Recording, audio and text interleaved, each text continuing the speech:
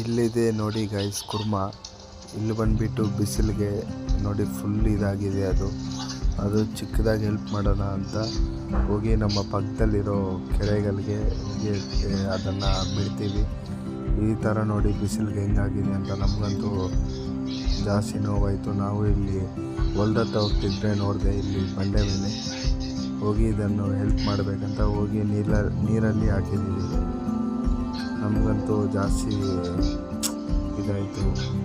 ಇವಾಗ ಇದನ್ನು ಎತ್ಕೊಂಡೋಗಿ ಕೆರೆಯಲ್ಲಿ ಹಾಕೋಣ.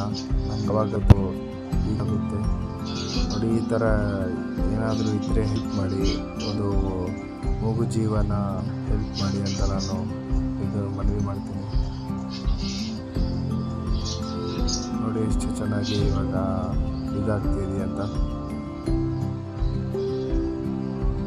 Okay, bye friends.